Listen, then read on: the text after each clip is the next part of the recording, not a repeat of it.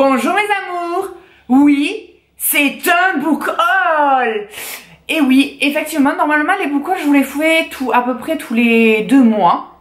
Voilà. Mais comme vous avez pu voir, dans le précédent je vous avais dit que j'avais pas trop acheté. Et bien là je commence à rattraper le retard. Ouais. Fallait bien que ça arrive. Je me disais que c'était trop bizarre que j'achète pas autant de livres. Donc du coup, là j'ai acheté quelques trucs alors qu'on est que mi-novembre.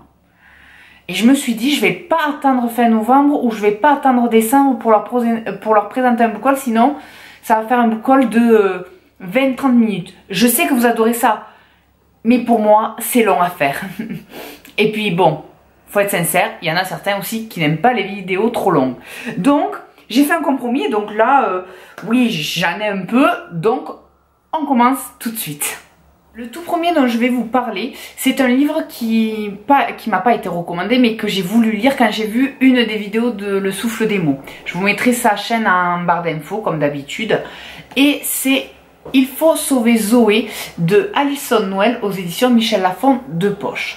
Alison Noël, c'est une auteure que j'aime de plus en plus, surtout dans les sujets qu'elle aborde. C'est toujours dans un univers d'étudiants, lycéens, avec des sujets autour sensibles, assez adultes et tabous parfois. Donc ça j'aime bien. Et là, on va suivre en fait 2 sœurs, ou du moins une en particulier. On va suivre Echo qui avait une sœur Zoé. Et pourquoi qui avait? Parce qu'en fait elle a disparu 1 an plus tôt. Disparu, je ne sais pas si ça veut dire qu'elle a tout simplement disparu et qu'on ne l'a pas retrouvée, ou si c'est qu'elle est décédée. Moi je pencherais plus pour décédée, mais en tout cas dans le résumé ils disent juste qu'elle a disparu. Donc du coup Echo a du mal à faire sa rentrée scolaire à cause de ce drame là, et surtout que Echo, déjà quand Zoé était là, était quelqu'un d'effacé. Sa sœur prenait beaucoup de place et elle n'arrivait pas à s'imposer. Mais ce qui va lui faire changer cette vision, la vision qu'elle a de sa sœur, c'est lorsqu'elle va tomber sur son journal intime et qu'elle va avoir accès à plusieurs de ses secrets. Donc là, ça va un peu bouleverser tout ce qu'elle pouvait penser ou croire de sa sœur. Donc du coup, ça peut être sympa, et c'est surtout que grâce à ça, ça va l'aider, je pense, à s'épanouir, à comprendre certaines choses, à mûrir, à évoluer. Donc voilà, j'aime beaucoup cette idée-là, cette idée du journal intime, c'est-à-dire d'être dans la tête de l'autre. Combien de fois vous avez rêvé parfois d'entendre les pensées d'un ami proche ou de quelqu'un parce que vous aimeriez mieux le comprendre, mieux le connaître, ou voilà. Et ça, j'aime beaucoup cette idée-là, et je pense que ça peut être une lecture très intéressante et qui peut apprendre pas mal de choses sur la façon dont on a de voir les autres, mais en fait la réalité est autre. Voilà, nous on a une vision des gens, mais c'est pas ce que les gens vivent forcément. Donc voilà, c'est ça qui me plaît. Donc j'espère passer une bonne lecture, surtout qu'Alison Noël a une écriture plutôt fluide, donc ça se lit assez rapidement. Le second que Le Souffle des mots m'a donné envie de lire, j'en avais beaucoup entendu parler, on le voyait à peu près partout, etc. Mais c'est vrai que je m'y étais pas penchée dessus. Et cette vidéo, je l'ai vue cet été, et du coup ça m'a donné envie de le lire parce que vous allez voir, le thème est vraiment fait pour l'été. Mais du coup, je l'ai acheté plus tard et on arrive en hiver. Donc, est-ce que je vais le lire pour avoir la sensation d'être en été, ou est-ce que je vais me le réserver pour cet été? Je ne sais pas.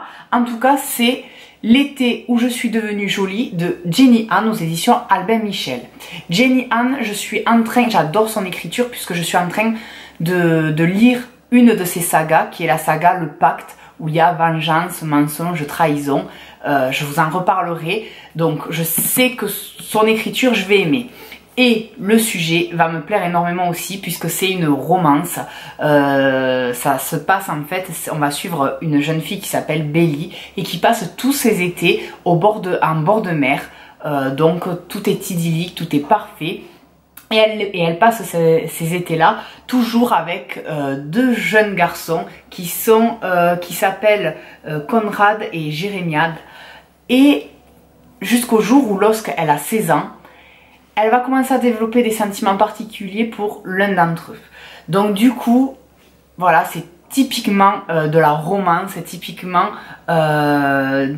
histoire d'amour, un peu cucul à pralinette, etc. C'est tout simplement en fait une jeune fille qui va commencer à grandir et devenir une jeune femme. Donc ça, je pense que ça va être un bonbon à lire. Voilà, un côté très rafraîchissant, très frais, très facile, et vraiment ce côté aussi que j'aime beaucoup, ce côté un peu, vous savez, les petites villes américaines en bord de plage, où tout le monde se connaît, etc. Avec où chacun a ses petits secrets, ses petites histoires, les choses comme ça. Donc ça, je vais beaucoup aimer, je pense que je vais me régaler à lire ça. Ça va tout simplement me faire du bien. Mais voilà, je ne sais pas si je vais le lire cet hiver ou cet été. Vous verrez bien. Le suivant, c'est Grisa de Leigh Bardugo aux éditions Milan. Donc celui-ci, je l'ai pris parce qu'en fait c'est une histoire parallèle à une saga dont je vous ai déjà parlé et que j'ai lu le tome 1. Je vous la mets juste ici, c'est Six of Crow, qui est vraiment super. Le tome 1, je me suis régalée. Si vous aimez l'univers fantasy avec des voleurs, des vagabonds, un peu de mauvaise foi, un peu de magie et une quête et des rebondissements, vous allez adorer. Voilà, j'ai aimé cet univers un peu sombre, où vraiment on ne suit pas en fait des gentils à la base, voilà, on suit vraiment des voleurs et des manipulateurs et des criminels, quoi. Donc vraiment j'ai beaucoup aimé. Et du coup, ce livre-là, vous pouvez lire la saga séparément de ceci et celui-ci séparément de la saga, puisqu'en fait ça se passe à une autre époque et on ne suit pas du tout les mêmes personnages. Donc on peut comprendre très bien si on les lit séparément, il n'y a pas de souci. Mais voilà, vu que j'ai beaucoup aimé Six of Crow et cet univers, et bien j'ai voulu avoir cette histoire parallèle qui se passe, si j'ai cru comprendre, bien avant Six of Crow. Donc du coup on va suivre dans cette histoire Alina, qui est une cartographe qui vit au royaume de Ravak. Sauf que son royaume est perturbé depuis quelque temps, puisqu'il est entre guillemets attaqué par, comment il l'appelle, par le Shadowfold, qui est une vague de ténèbres en fait, où apparemment il y aurait des créatures, des démons à l'intérieur. Et du coup, le jour où son meilleur ami va se faire attaquer par une de ces créatures, elle va le sauver entre guillemets grâce à un pouvoir exceptionnel. Et du coup, les Grisa, qui sont en fait une caste particulière de ce royaume, qui sont un peu comme des sorciers, on va dire, du coup elle va être repérée et elle va être prise à l'école entre guillemets, quoi. Elle va être suivie en fait par le plus grand Grisa du royaume, et qui va essayer de lui faire maîtriser son don, puisqu'elle pourrait peut-être être l'espoir du royaume par rapport à ces créatures. Donc voilà, donc l'histoire, moi ça me plaît, c'est de la pure fantasy. Là en plus ça va me plaire encore plus, puisqu'on est vraiment au cœur entre guillemets de la magie, voilà. Alors que dans le Six of Crow, vous avez des parties où on parle de magie, où on parle de la caste des Grisa, etc. Mais moins en profondeur. Là j'espère en apprendre davantage sur cette caste là et sur leur pouvoir, etc. Donc voilà, donc en tout cas allez-y, foncez, je vous jure que l'univers est fabuleux, que c'est top, et l'écriture en plus est très agréable à lire. La suite, eh bien, justement, c'est une suite que j'ai achetée, c'est le tome 2 des Porteurs, Les Porteurs de Sequeva aux éditions Thierry Magnier. Donc là, le tome 2, je ne vais pas vous en parler, je vais plutôt vous reparler en fait du tome 1 qui est Matt, et le tome 2 c'est Gaël. De quoi ça parle? C'est de la science-fiction. Ça se passe dans une société où tous les enfants naissent hermaphrodites. Donc hermaphrodite, c'est quand vous êtes homme et femme à la fois. Et à 16 ans, ils doivent choisir s'ils veulent être un homme ou une femme. Sauf ceux qui sont porteurs d'une déficience, et ceux qui sont atteints de cette déficience-là, on les appelle justement des porteurs.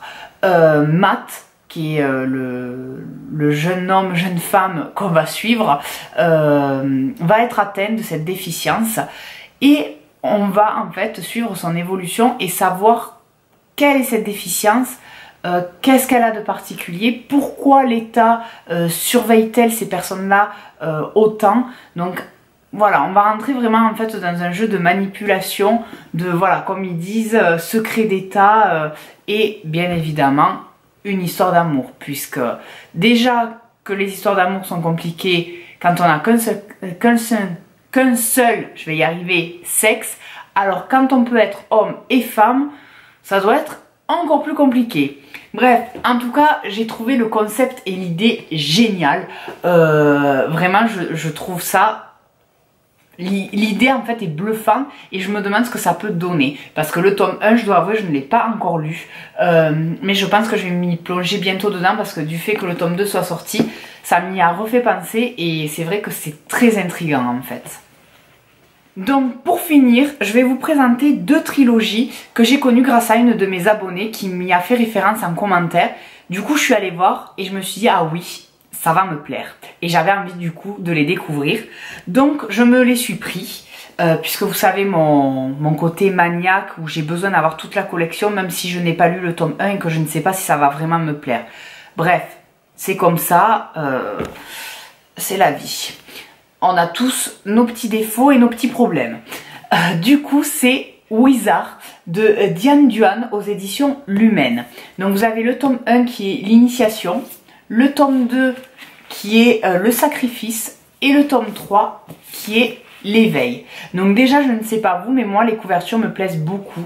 Ça me parle, les couleurs et déjà ça me transporte dans un autre univers. Donc déjà, j'aime. Et de quoi ça va parler? Alors le résumé ne dit pas grand chose, c'est très bateau, c'est très basique. C'est une jeune fille qui s'appelle Nita, qui est dans une bibliothèque et qui traîne dans les rayons et qui va tomber sur un livre qui explique comment devenir un sorcier ou une sorcière en 10 leçons.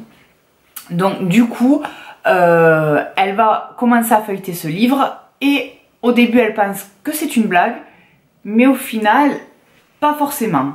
Donc du coup voilà, le résumé je sais ne donne pas forcément envie puisque c'est très bateau, c'est très classique. On a déjà vu ça mille et une fois. Mais je pense que ça peut être vraiment, voilà, pour ceux qui aiment voyager dans d'autres univers, être transportés dans notre monde, que la magie apparaisse dans notre univers à nous et avoir des quêtes et avoir ce côté découverte des choses, de nouvelles créatures, de nouveaux pouvoirs, de nouvelles plantes, ces choses-là, un peu comme dans Harry Potter. Et d'ailleurs, au dos, ils en parlent, ils disent que c'est une trilogie qui existait bien avant que Harry Potter vienne nous bercer de magie et que ça plaisait déjà énormément.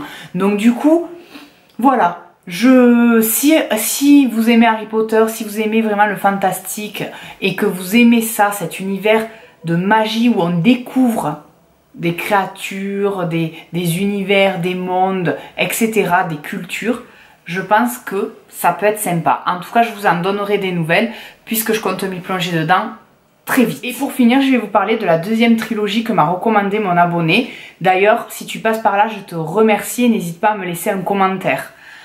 Donc, c'est Magisterium de Holly Black et Cassandra Clare aux éditions Pocket Jeunesse. Donc, le tome 1, c'est l'épreuve de fer. Le tome 2, c'est le gant de cuivre. Et le tome 3, c'est la clé de bronze. Donc niveau graphisme, je trouve que ça ressemble assez à la précédente que je vous ai présentée. C'est très coloré, ça me parle, ça me fait voyager. Donc j'espère que les 2 trilogies vont me plaire autant l'une que l'autre. Et là, de quoi ça va parler? Là, ça ne va pas être du fantastique, c'est-à-dire que ça ne se passe pas dans notre univers. Là, on va être dans un autre monde. Donc c'est de la fantasy. Et du coup, on va suivre en fait Callum Hunt, qui, lorsqu'il est né, a été abandonné dans une grotte glacée. Et lorsqu'on l'a retrouvé, eh bien, au-dessus, dans la glace, sa mère avait gravé « Tuer cet enfant ». Je sais, c'est un peu hard rock. Mais du coup, ça n'a pas été fait. Et, et on le retrouve 12 ans plus tard, avec une magie en lui, un certain don qu'il n'arrive pas à maîtriser et à contrôler. Donc du coup, il va intégrer le Magisterium pour apprendre à contrôler et à maîtriser son pouvoir. Mais forcément, qu'on va en apprendre plus sur son passé et qu'il va avoir certains défis à relever. Et surtout, comme le titre l'indique, il va surtout avoir le défi de relever l'épreuve de fer. Donc qu'est-ce que c'est? Je ne sais pas, mais en tout cas voilà, moi ça me parle, ça me donne envie de connaître déjà pourquoi sa mère a laissé ce message. Parce que entre nous, bon, j'imagine qu'il y a une très bonne raison. Mais quand j'ai lu ça, j'avais juste envie de dire salope. Bref, voilà. Mais en tout cas, ça donne envie parce que dès le début, on a une intrigue.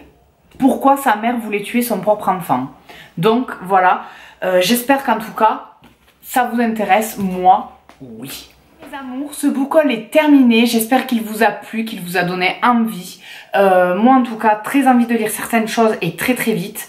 Parce que quand je vous fais des book hauls, ça me redonne envie de lire certains livres que j'avais achetés. Parce que parfois je les place dans les bibliothèques et j'oublie qu'ils y sont et j'en lis d'autres, etc.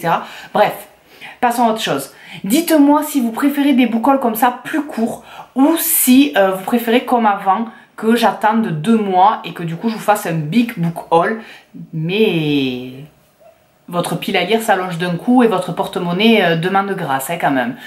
Dites-moi le en commentaire, moi j'écouterai, je m'exécuterai, ou peut-être que je ferai les 2 formats, ça dépendra aussi parfois de mon organisation. Moi je vous fais en tout cas plein de gros bisous et on se retrouve très bientôt sur les réseaux sociaux. Allez, bisous mes amours.